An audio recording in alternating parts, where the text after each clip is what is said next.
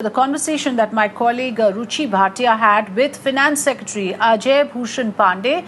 In fact, the Indian economy, as Avni also pointed out, many are saying that there is showing signs of recovery, but we need to exercise caution in interpreting data that is currently available, even though the Finance Secretary says that this year may end at 0% growth rate. And he also adds that the next round of stimulus may include relief for infrastructure projects. Ruchi Bhatia caught up with him on the state of the economy and the priorities for India in the next budget. Listen.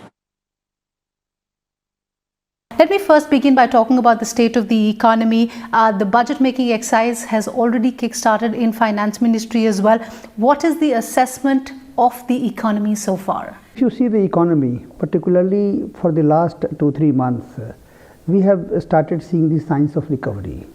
Whether it is electricity consumption, whether it is a PMI index, or the various other industrial parameters. And also the indirect tax collection, which is almost like a real-time figures. What it establishes is that the economy is now entering into a positive territory. It has recovered. Some sector hasn't recovered, or certain section of population are still in difficulty.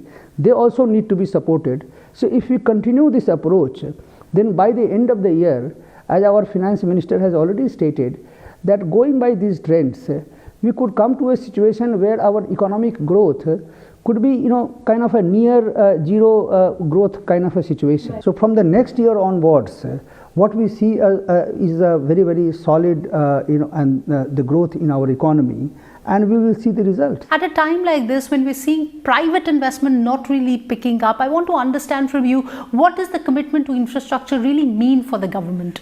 See, we are committed to the infrastructure development, and wherever the project can be formulated, and we are pursuing with the various ministries, and whatever the infrastructure projects which are control of the government of India, we are trying to expedite, because during the pandemic process, the tendering, the appointment of the contractor, those would have suffered a certain amount of setback.